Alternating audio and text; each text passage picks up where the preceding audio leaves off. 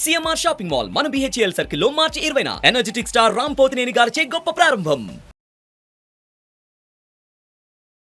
నమస్తే అమ్మా. నమస్తే అమ్మా. అమ్మ, ఒక ధర్మ సందేహం అమ్మా. చెప్పండి.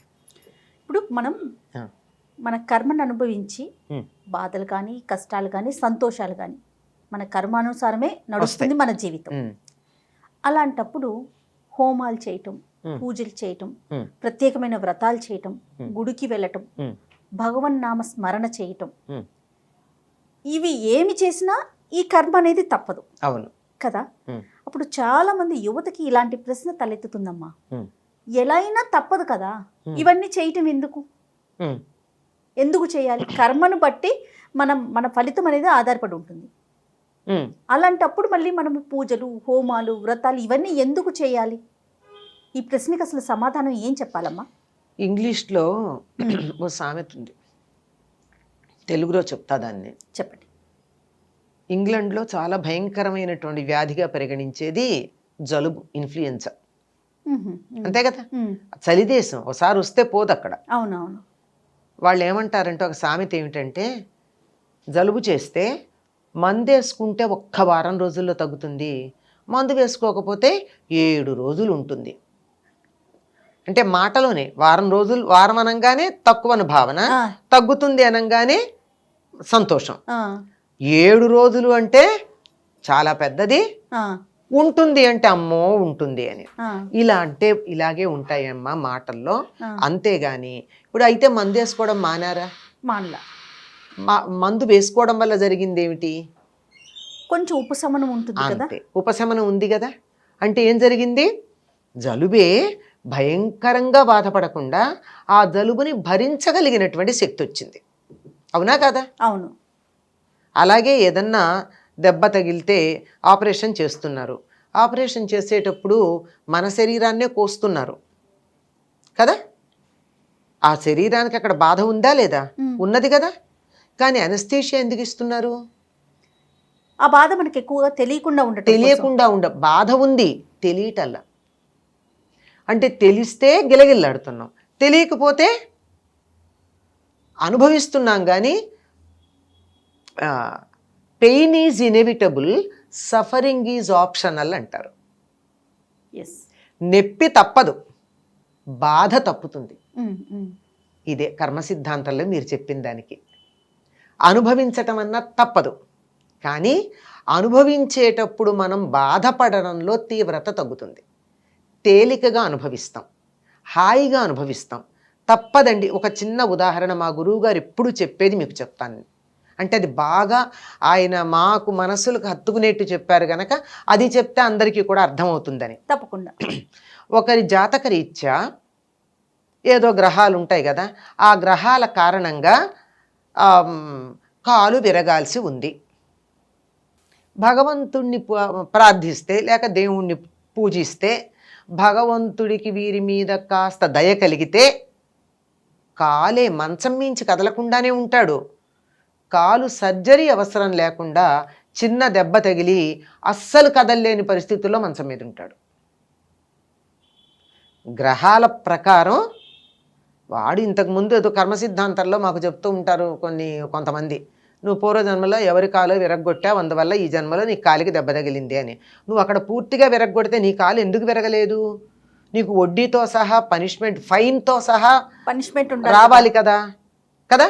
ఫైన్తో సహా పనిష్మెంట్ రాలి. ఏదో కొంచెం మంచి పనులు చేసావు గనక వాడి కాలు నువ్వు టోటల్లీ విరగ్గొడితే నీకు కాలికి దెబ్బ తగిలి ఏదో మడమో, వేలో, కింద భాగమో ఎక్కడో దెబ్బ తగిలి మంచం మీద ఉండవు, ఫ్రాక్చర్ అయింది.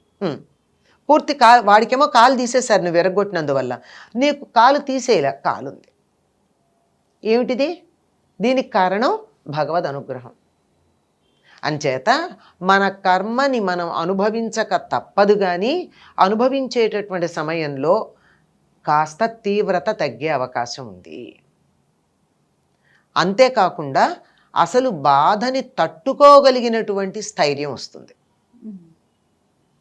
అంతే కదా. ఏ కష్టం ఉన్నా మనం దాన్ని ఎదుర్కోగలుగుతాం. అంతేనమ్మా? అంతే, ఎదుర్కోగలగడం, దాన్ని అనుభవించేస్తాం అంతే. అదేం పెద్ద సమస్య కాదు. ఇంకొక ఉదాహరణ కూడా చెప్పారు ఆయన. ఎట్లాగంటే మనకి తెలుసు అనుకో, కొంత ఆలోచన ఉందనుకో, ఆలోచన కనుక ఉన్నట్టయితే దాన్ని పరిహరించుకునే మార్గం ఏమిటంటే ఆ గ్రహాల కారణంగా, అంటే పూర్వజన్మలో చేసిన పనులు దానివల్లే కదా గ్రహాల ప్రభావం మన మీద ఉంటుంది.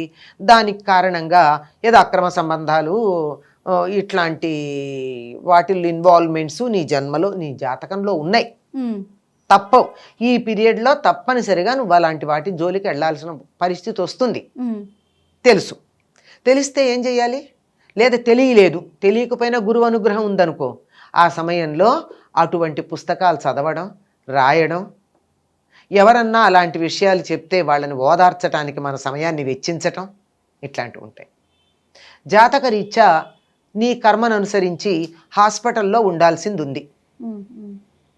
నువ్వు మంచం మీద ఉండక్కర్లేదు కదా, హాస్పిటల్లో ఉండాల్సి ఉంటే ఎవరైనా రోగులకు సేవ చేయి, హాస్పిటల్ డ్యూటీ వేసుకో, వెళ్ళక్కడ ఎవరికన్నా ఒంట్లో బాగుండకపోతే నేను తోడుంటాను రాత్రిపూట అని చెప్పు. హాస్పిటల్లో ఉంటావు, అన్ని రకాల అందరూ పడుతున్న బాధలు చూస్తావు, నువ్వు ఎవరిని అటెండ్ అవుతున్నావో వాళ్ళ బాధలన్నీ వింటున్నావు, వాళ్ళు కేకలు పెట్టినప్పుడు అలా నువ్వు కూడా మనసులో అయ్యో అంటూ ఉన్నావు. నువ్వు భౌతికంగా బాధపడలేదు కానీ నువ్వు కర్మ మాత్రం అనుభవించావా లేదా? హాస్పిటల్లో ఉండటం అనేది రాసింది కాబట్టి ఖచ్చితంగా ఉన్నావు. ఖచ్చితంగా ఉన్నావు. ఎందుకున్నావు అన్నది వేరే మాట, ఎందుకున్నావు అన్నది వేరే మాట, కానీ నువ్వు ఉన్నావు కదా, నీ కర్మ పరిహారం అయిపోయింది. ఇది మామూలుగా మన కంటికి కనపడేటటువంటి విషయాలు. అదే ఒక దైవాన్ని పరిపూర్ణంగా గనక విశ్వసించినట్టయితే, పరిపూర్ణమైన విశ్వాసం, ఊరికే కబుర్లు ఎలా ఉంటుందో చూద్దాం, పరీక్ష చేద్దాం, అయ్యాక నమ్ముదాం, అయితే నమ్ముతాం, ఇలాంటివి ఉంటాయే, ఇట్లా మన అవసరం కోసం నమ్మినట్టుగా మనమే ఆత్మవంచం చేసుకుంటాం చాలా సందర్భాల్లో, నమ్మినట్టుగా ఉంటాను. అట్లా కాకుండా పరిపూర్ణంగా గనక విశ్వసించినట్టయితే ఎన్నో కర్మలని కళల రూపంలో మరొక పద్ధతిలో పరిహారం చేస్తారు. అందుకే మనకు ఒక పెద్దవాళ్ళు చెప్తారు, నువ్వు చచ్చిపోయినట్టు కల వచ్చిందనుకో నువ్వు సేఫ్ అంటారు కదా. అంటే నీకు అక్కడ ప్రాణగండం ఉంది, నువ్వు నమ్మిన దైవం నీకేం చేశాడు, కలలో మృత్యు బాధ కలిగించి తొలగించేశాడు.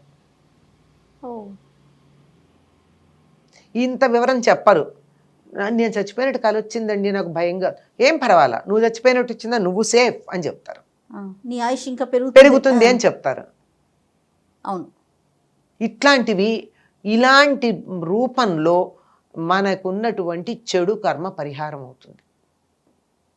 మంచి కర్మకు కూడా అలాగే పోయేది ఉంది. అందుకే ఎవరన్నా బంగారం ఇస్తే చాలా మంది చేత్తో తీసుకోరు. నాకు ఇవాళ స్వర్ణయోగం ఉంటే ఒకసారి తీసేసుకున్నాగా పోయిందంటారు. అంటే నాకు బంగారం రావాల్సి ఉంది, మీరు నన్ను చూడండి అని బంగారం నా చేతికి ఇచ్చారు, పుచ్చుకున్నాను, బంగారం పుచ్చుకుని నాకు కర్మ సరిపోయింది కదా, మళ్ళీ మీ వస్తువు మీకు ఇచ్చేసా నాకు పోయింది. అందువల్ల ఏం చేస్తారు, అమ్మో బంగారం అలతో తీసుకోను, నాకున్న స్వర్ణయోగం కాస్త పోయింది అని చెప్పి మళ్ళీ అక్కడ పెట్టేస్తారు. అంచేత మంచైనా చెడైనా చేసిన వారికి చేసుకున్నంత,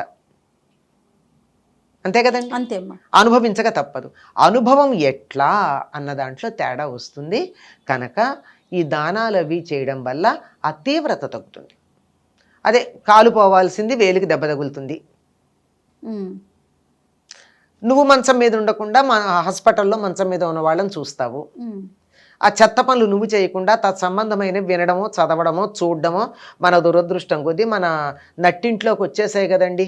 అవునమ్మా, పెద్ద స్క్రీన్లు, చిన్న స్క్రీన్లు, ఇంత స్క్రీన్లు, వాటిల్లో నీ ఇష్టం ఉన్నా లేకపోయినా బలవంతంగా కొన్ని చూస్తావు, అసహ్యించుకుంటేనే చూస్తావు, తప్పదు. ఎవరింటికో వెళ్ళి కూర్చున్నావు, వాళ్ళు ఏదో టీవీ పెట్టారు, నాకు ఇష్టం లేదు కానీ చూడక తప్పదు కదా. అయిపోయింది, నీ కర్మ కాస్త పరిహారం అయింది. నీకు ఆ రకంగా ఇన్వాల్వ్ అవ్వాల్సినటువంటి ఇదేదైతే ఉందో ఆ జాతకంలో రాసున్నది అది పోయింది కనుక ఇవన్నీ తీవ్రత తగ్గడానికి చాలా చక్కగా దేవీ భాగవతంలో చెప్తాడు. పరీక్షిత్తు నీకు 7 రోజుల్లో మరణం ఉంది అనంగానే అతనే వచ్చి చెప్తాడు కదా, మహర్షే వచ్చి చెప్తాడు, నా కొడుకు ఇలా చేశాడు, పొరపాటైంది అని చెప్తావు, నువ్వేం పరిహారం చేసుకుంటావు అని చెప్పి వెళ్ళిపోతాడు. అంటే నిజాయితీ అలా ఉండేది ఆ రోజుల్లో. నా కొడుకు శపించాడు, నీకు 7 రోజుల్లో మరణం వస్తుంది, పరిహారం ఏం చేసుకుంటావో చేసుకోమని. అప్పుడు అందరినీ పిలిపిస్తాడు. ఏదైనా దోషం గనక ఉన్నట్టయితే మంత్రం చేత, మణి చేత, ఔషధం చేత అది తొలగుతుంది గనక వీటిల్లో ఏదో ఒకటి ప్రయత్నం చేయండి అని అడుగుతాడు. మంత్రం వల్ల పరిహారం ఉంటుంది, మణి వల్ల పరిహారం ఉంటుంది, ఔషధం వల్ల పరిహారం ఉంటుంది. ఇవి చేయమని చెప్తాడు. కనుక వీటి వల్ల పరిహారాలు చేస్తే అసలు పోవు, కానీ ఆ తీవ్రత తగ్గుతుంది, అనుభవించే శక్తి వస్తుందేమో. అనుభవించే శక్తి ఒకటి వస్తుంది, తీవ్రత కూడా తగ్గుతుంది. ఇందాక చెప్పాను కదా, కాలు పోవాల్సింది, కాలికి విరిగేసి నీ మంచంలో ఉండాల్సింది చిన్న దెబ్బ తగిలి కింద కాలు పెడితే నొప్పిగా ఉంది కదలలేను అని అందులో మనకు బాగా మన గారాబం చేసేవాళ్ళు ఎవరో ఉండి మంచం మీద కూర్చోబెట్టి అన్నీ చేస్తారు. మంచం మీదే ఉన్నావు, కాలు పోలా, కాలికి సంబంధించిన నొప్పి అయితే వచ్చింది. ఇవన్నీ కొన్ని ఎనస్థీషియా లెవెల్లో పనిచేస్తాయి, కొన్ని పరిహారం లెవెల్లో పనిచేస్తాయి, కొన్ని కాంపెన్సేటరీగా పనిచేస్తాయి. కానీ ఎంత కాంపెన్సేషన్ అయినా లోటే కదమ్మా. ఖచ్చితంగా. అంచేత అనుభవించక తప్పదు, అనుభవించే పద్ధతుల్లో మార్పులు వచ్చి మనకి ధైర్యం వస్తుంది. పైగా ఇంకొకటి చాలా కొసమెరుపు ఏమిటంటే దాన్ని ఏమంటారు, ఐసింగ్ ఆన్ ది కేక్ అని. ఏమిటంటే కొద్ది దైవ ధ్యానం గనక చేసినట్టయితే ఇవన్నీ మన ఆధ్యాత్మిక మార్గం వైపు నడిపించి ఉత్తమ గతులు పొందడానికి సహకరిస్తాయి. కాబట్టి కర్మే అనుభవించాల్సిందే, కానీ ఆ తీవ్రత తగ్గుతుంది. ఆ ధైర్యం మనకు రావాలి అంటే ఖచ్చితంగా దైవారాధన చేయాలి. మళ్ళించే పద్ధతి కూడా ఉంది. చెప్పా కదా, మరణాలు లాంటివి కళల రూపంలో తీసేయడం అన్నది మనం గమనిస్తాం. అందుకని దైవారాధన మాత్రం మానకూడదు. అంతేగమ్మా? అంతేనమ్మా. నమస్తే.